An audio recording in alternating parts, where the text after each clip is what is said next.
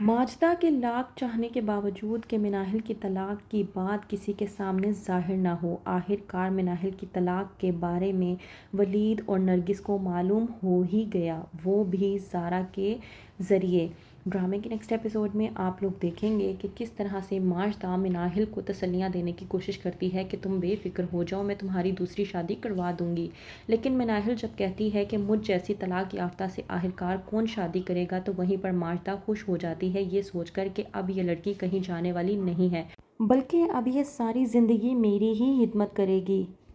وہیں پر دوسری طرف ولید جو کہ اپنی والدہ نرگس سے بات کر رہا ہوتا ہے اور کہتا ہے کہ مناہل نے شاید زین سے اندھی محبت کی تھی، اس لیے اسے اس کی خامیاں نظر آنے کی بجائے زین کی خوبیاں نظر آ رہی ہیں، وہ خوبیاں جو زین میں ہیں ہی نہیں، اور میرے بتانے کے باوجود کہ زین پہلے سے شادی شدہ ہے، مناہل نے میری بات پر یقین نہیں کیا۔ نرگس ولید کو تسلی دیتی ہے اور کہتی ہے کہ تم بے فکر ہو جاؤ، اللہ نے تمہارے حق میں کچھ بہتر ہی لکھا ہوگا۔ وہیں پر دوسری طرف زارا جو کہ حنان سے کہتی ہے کہ میں نے اپنی والدہ کو منا لیا ہے ہماری شادی کے لیے، اب باقی تم پر ڈیپینڈ کرتا ہے کہ تم کیا کرتے ہو۔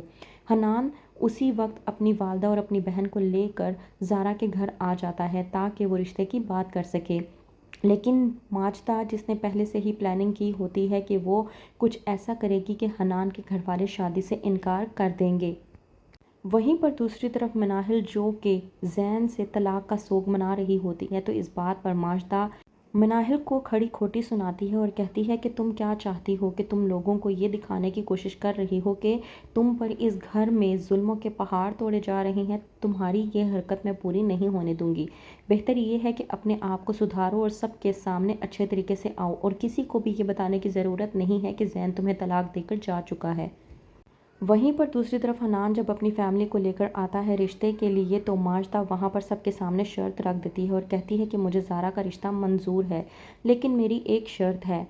عارفہ جو کہ شرطیں سنے بغیر ہی کہہ دیتی ہے ماجدہ سے کہ ہمیں آپ کی تمام تر شرطیں منظور ہیں۔ وہیں پر جب ماجدہ کہتی ہے کہ میری شرط یہ ہے کہ آپ زارا کے نام اپنی دکانیں حق مہر کے طور پر کریں گے، تو اس بات پر عارفہ غصے میں آ جاتی ہے۔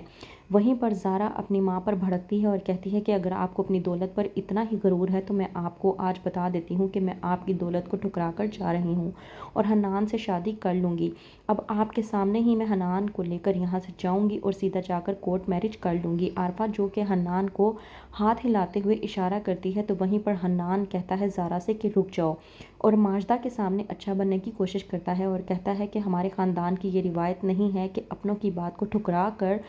جا کر کورٹ میرج کی جائے، اگر ہماری شادی ہوگی تو بڑوں کی رضامندی سے ہی ہوگی۔ ماجدہ حنان کی یہ بات سن کر حیران و پریشان ہو کر رہ جاتی ہے اور سوچ میں پڑ جاتی ہے کہ کیا کسی کے خیالات اتنے بھی اچھے ہو سکتے ہیں۔ گھر جانے کے بعد جب کہتی ہے عارفہ حنان سے کہ تمہیں اس لڑکی زارا کو کنٹرول میں رکھنا ہوگا، جو لڑکی اپنی ماں کی بے عزتی کر سکتی ہے وہ تمہارے ساتھ کچھ بھی کر سکتی ہے۔ حنان اپنی والدہ عارفہ سے کہتا ہے کہ آپ بے فکر ہو جائیں، ایک بار سب کچھ مجھے اپنے نام پر کروا لینے دیں، پھر اسے اس کی اوقات یاد دلاؤں گا۔ وہیں پر دوسری طرف زارا جو کہ اپنے ہی گھر والوں کے سامنے اپنی ماں ماجدہ کے سامنے